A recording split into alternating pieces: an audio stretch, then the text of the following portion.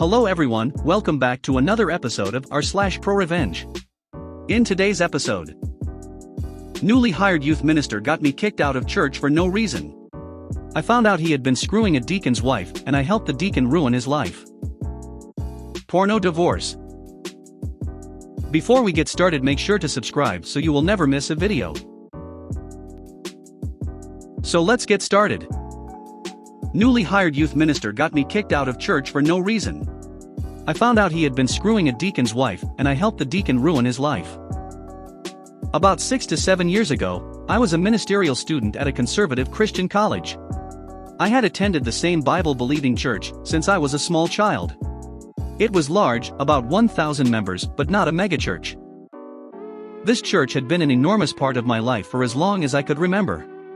I played piano for youth choir, preached at the children's church service, which was held in the church's chapel at the same time as the adult service, drove the church bus to pick up unchurched children, etc., and ad infinitum.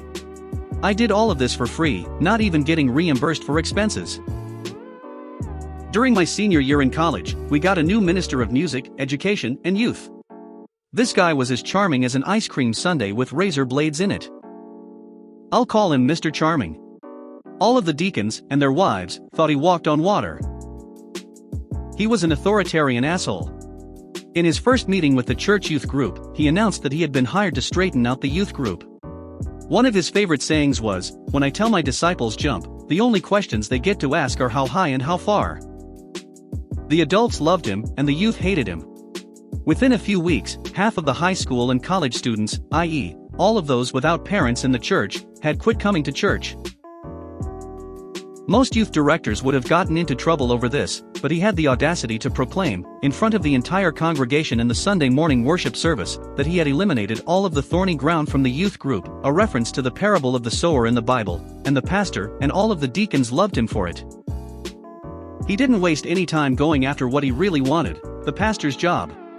The pastor, whom I'll call Pastor T, was about 60 years old.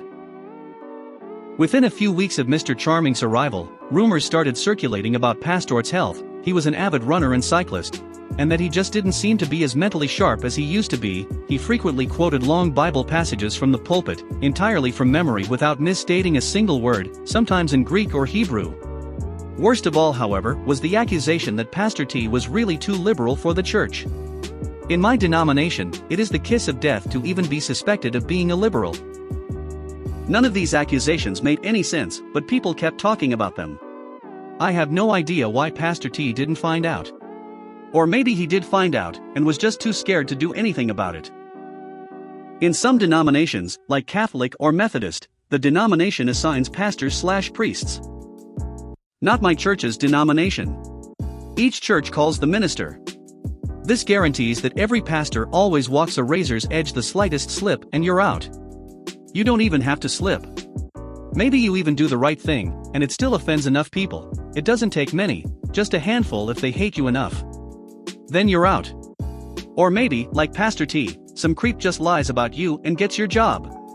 And, since the church often owns your house, the parsonage or manse, your entire family is suddenly homeless and destitute. Then I became a target. I still don't know why. A couple of months after starting to work for my church, Mr. Charming called me and informed me that my services were no longer needed at youth choir, children's church, bus ministry, anywhere. In fact, he said, he did not even want me to participate in any of these functions at all. Not even go to the Sunday morning worship service. I later found out that members of his family had been hired by the church, at very nice rates of pay, to perform these functions that I'd been doing for free. His wife got paid more for playing a beat-up piano at the 1-hour youth choir rehearsal than the main organist/pianist got paid for playing for adult choir rehearsal plus Sunday mornings and Sunday evenings, when the youth choir sang. The wife could barely pick out the notes on a piano. This lady radiated bitterness, resentment, and repressed anger. But she rarely said anything. She just sat there and glared, which was somehow even creepier than when she spoke. I was very hurt, emotionally, so I dropped by Pastor's office, and tearfully asked him what I'd done wrong. I couldn't get a straight answer, except he told me that people are saying things about me, and that if I wanted to get a good recommendation from him to our denomination's minister's school, I'd better shut up and do what you're told. So, I started asking all of my church friends what people were saying about me. Everyone said, well, I didn't want to tell you, and I don't believe it, but here's what I heard. According to the rumor mill, I had gotten my girlfriend pregnant and forced her to have an abortion. I hadn't even had a girlfriend since junior high, and I'd been arrested for possession of marijuana, and my dad had to pay a bunch of money to hush it up. I didn't even know what pot looked like. There were other rumors, but you get the idea. I did what Pastor T told me to. I never darkened the door of that church again, except once, months later, see below. It hurt like hell. I devoted my life to that church since I was a little kid. But I had to have Pastor's recommendation to get into the minister's school I wanted to go to, and the pain was unbearable just driving by there. So I decided to keep my distance. But I started thinking about Mr. Charming. Anyone who was that evil had to have a past, and it probably wasn't a good one. I knew that, just before working for my church, he had worked at a large church, in the same denomination, in a small town about 50 miles away. That church was actually about twice the size of my church. So he had moved from a big church to the same job at a smaller church. A bad career move? Running away from something? There was something rotten in Denmark. And it smelled like an opportunity for me. As luck would have it, one of my uncles and his family lived in that same small town, although none of my family attended Mr. Charming's former church. So I called one of my cousins, told her my story, and enlisted her as a co-conspirator. I'll call her Ann. The next Sunday morning, Ann and I attended Sunday school and morning worship at Mr. Charming's old church. Although Ann had never been a member of that church, it was a small town where everyone knew everyone, so she knew most of the people there. She started asking about Mr. Charming and got an earful. Every one of her friends said that Mr. Charming was a world-class creep. He would flirt with, and even make suggestive comments to, all of the girls in the youth group, even those in junior high. He was 40+ years old, and had a wife and 3 children of his own. And then there was the touching. Never anything obvious or illegal. But he loved to put his hands all over the young ladies, whenever their parents weren't around. But, just like at my former church, the adults loved him because he kept the youth in line. Our investigation went on for several weeks. I kept a low profile so as not to arouse suspicion. Mostly, I just stood around, ate donuts, drank coffee, and talked about football. And did most of the work because she knew so many people, and it was perfectly natural for her to attend this church in her hometown, even if it was not the church she usually attended. After church was over, we would go to her house, have a delicious Sunday lunch cooked by my aunt, and then write down everything we had learned. By then, Ann's whole family were in on my investigation. They were as angry as I was about the way I'd been treated, and our weekly report made interesting lunchtime conversation. Within a few weeks, I was sure that all I had to do was drive a few of these young ladies, and their parents, friends of my aunt and uncle, down to my old church, let them tell their stories to the parents of a few girls in the youth group, and Mr. Charming would become Mr. Unemployed. But it kept getting better and better, so and I kept digging. And I really wanted to keep a low profile if I could, because I didn't want to piss off Pastor T any more than I had to. He knew a lot of people in the denomination, and he could easily ruin my ministerial career before it even started. Finally, after a month or so, Ann grabbed me by the sleeve and said, "You've got to hear this." She introduced me to a well-dressed, very large guy, maybe 30 to 35 years old. I'll call him Fred. We slipped off into a Sunday school room where we would not be overheard. It turned out that Mr. Charming had had a multi-year affair with Fred's wife. Fred had kept his cool when he found out, talked with a lawyer, and had spent months gathering evidence. Text messages, voice mails, emails, even photos and videos with Fred's wife and Mr. Charming in them. Apparently, Mr. Charming got stimulated by watching videos of himself doing the wild thing with Fred's wife. Then Mr. Charming would send the videos to Fred's wife, and they both would have cybersex while texting each other. Later, they would hook up the old-fashioned way and make more videos. Finally, Fred confronted his wife. She denied everything, but the evidence was just too much. Fred told her he wanted a divorce, full custody of the children, their house, his retirement money, his business, her engagement and wedding rings, everything, even the dog. She hired a lawyer, but laws and courts being what they are in this rural Bible Belt county, her lawyer told her that if the judge saw the videos, she'd be lucky if she ended up in a homeless shelter with all of her worldly possessions under her bunk in a garbage sack. Then Fred turned his attention to Mr. Charming. Fred still sincerely loved his wife, and he was convinced that Mr. Charming had deliberately ruined his marriage. Taking Mr. Charming to court, suing him for loss of consortium and otherwise making him legally miserable would take too long. This is the rural Deep South. Many people around here prefer a more direct approach. In rural counties, the police and any jury of your peers will probably include people who have known you since kindergarten. So, if you have good reasons for your actions, and you aren't too stupid about it, there are things that you can do. Fred scheduled an appointment with Mr. Charming in his church office, who did not suspect a thing because Fred was a deacon and his children were in the church youth group. Remember that I said Fred was big? 6 foot 6 inches at least, 300 pounds, and if there was an inch of fat on him, he hid it well. Looked like he could pull up a 100-foot oak tree by the roots without breaking a sweat. Fred told me that he brought several friends with him, and of course, the videos. One friend blocked the door. Another unplugged the phone. A third one stood behind Mr. Charming and encouraged him to stay seated in his chair. Fred made Mr. Charming watch about 10 minutes of one of the videos. Then calmly said, "I'm going to stand here and watch you pack up your stuff, then you're going to walk out of this building and never show your FS in this town again. Or we'll be back." Mr. Charming did as he was told.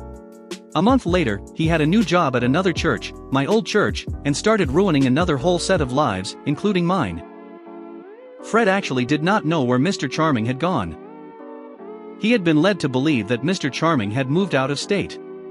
He was surprised, gratified and angered to learn that this scumbag was only 50 miles away. This had all happened just a few months before. Fred was still deeply in love with his wife. They were getting counseling, and he hoped that they could save his marriage. But his hatred of Mr. Charming was still fulminating, and had been reignited by my telling him that Mr. Charming was living and working less than an hour away from his wife. Like Mount St. Helens a few minutes before the explosion. He presented such a face of restrained rage and vindictiveness that it scared me, and I wasn't even the one he was mad at. The next day, Monday, I drove back up there and gave him a copy of the directory of my old church. It had home addresses, phone numbers and email addresses for pretty much every member of the church. I showed him the pages that listed all of the deacons and other church leaders. And I marked some of the church's major financial donors. I explained my situation with Pastor T and asked that my name not be mentioned. "No problem," he said. The next Sunday, I could not resist visiting my old church to see how things were going. Mr. Charming was nowhere to be seen, nor was any explanation given about what had happened to him. One weird thing though, Pastor T looked scared shitless. His voice, usually resonant, loud and almost musically baritone, trembled during the whole sermon. I slipped in just before the service started and made a point of sitting in the very front row, center pew. The look on his face when he saw me was worth all of my trouble. I didn't know it at the time, but Fred had gotten right to work and done a very thorough job. The whole church had gotten multiple anonymous emails with photos and videos of Mr. Charming and Fred's wife in various, well, compromising positions and states of undress. Deacons and major donors got emails plus express mail packages just for good measure. Mr. Charming and Pastor T had been left out. They didn't know anything until the phone calls started pouring in. After the worship service, it did not take long for my church friends to figure out why I was there. It was very gratifying. I was something of a hero, although I kept swearing that I had no idea what they were talking about. Things continued to blow up in my former church for months afterwards. Both Pastor T and the pastor of Mr. Charming's old church almost lost their jobs, because they had lied to my old church's committee of deacons, who had recommended hiring Mr. Charming, about why Mr. Charming had left his old job. But somehow they managed to stay in the pulpits at their churches, although a lot of church members left my former church, which caused some financial problems. There was talk of legal action for sending unsolicited porn to little old ladies and other people in the church. But nobody ever was able to prove that Fred did it. I don't think they tried very hard. After all, his wife was in the videos and photos. Both churches really did not want this to become a court case, because of Mr. Charming's trysts, and the fact that he had spent years screwing a deacon's wife while he had unlimited, unsupervised access to dozens of church youth, would then become a matter of public record. So they hushed it up. I never saw Pastor T again. I had lost all of the love, trust and respect that I had had for him, and I was sure that he had figured out that I was somehow connected to the whole fiasco. So my chances of having a preaching career in my denomination were precisely zero. By that time, being a pastor, like Pastor T, was the last thing I wanted anyway. I withdrew my application to minister's school and eventually completed a doctorate in archaeology at a different grad school, graduated with honors, at a large, widely respected state university. I've been teaching at a large, public university in the Midwest of the USA, with summer gigs on archaeological digs in Europe, except this summer, because of the pandemic. And I am very happy. I had no idea what happened to Mr. Charming after he left my former church. But it didn't matter because I'd moved on to a new, happier, more meaningful, more enlightened life. One last, very gratifying event, the reason for this post. All that happened 6 to 7 years ago. Fast forward to last March. I went to pick up a friend at a large downtown urban bus station in the US. Everyone hates this place. Not only is it crowded, it is poorly maintained and filthy. It smells like spoiled garbage mixed with diesel exhaust and seldom cleaned public restrooms. My friend's bus was late. I stopped by the newsstand to get myself a soda and candy bar. Who do you think was restocking the shelves? Mr. Charming. I just sat across from the newsstand and enjoyed my drink and snack. He recognized me, then turned away. I just sat and watched him, restocking shelves full of porno mags and junk food. Revenge is a feast that is best enjoyed cold. Porno divorce. So this little story begins with me and my wife happily married. We had 2 wonderful daughters, 13 and 10, and a pretty healthy relationship. Or so I thought. Anyways, at some point things started to appear off. She got very clingy to her phone all of a sudden, made sure to delete the saved password feature on our common PC, stated having phone calls that suddenly ended when I came into the house/room. You can probably guess what it was. Now having 15 years of marriage behind us, I was hoping it wasn't what it obviously seemed to be. So one day when she told me she was going to spend some time with the girls, I decided to follow her. Sure enough, I find her driving to a hotel to meet with. Let's just call him Penis. To say it was a gut punch was an understatement. I literally cried for an hour straight. After I was done with my self-wallowing phase, I decided the best course was getting even. I thought of several scenarios that may or may not have involved me beating Penis into a bloody pulp. Eventually I decided to do things more civilly and more importantly legally, but only just. So the first part of the plan was gathering evidence. I could have just gotten a PI, but I had something better in mind. So one day when my wife was at her job and the kids at school, I installed some small secret cameras and microphones I had bought. Due to the setup of our bedroom, I even managed to get one perfectly overlooking the bed. I didn't however use them while I was at home.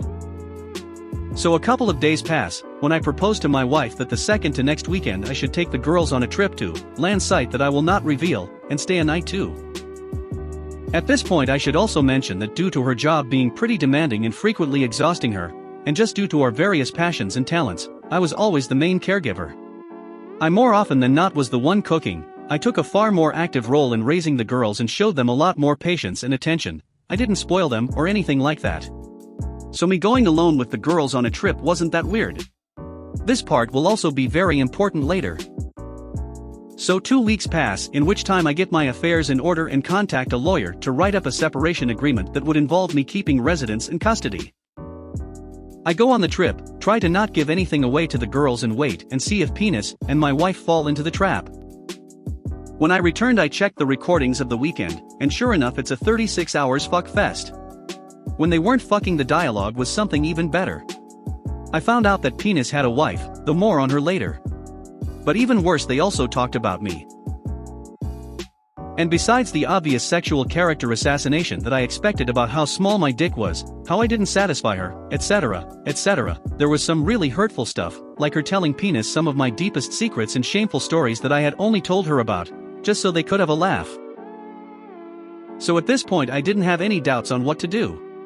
The next day when the kids left, but before my wife left, I confronted her with the video and told her that either she signs the separation agreement and leaves the house, or the girls are going to receive an in-depth explanation of all the orifices mommy got fucked in.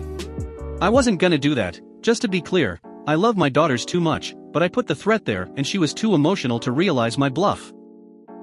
She went through all the stages, denying everything, trying to bargain, threatening me, and getting angry. I let it go through all that stuff.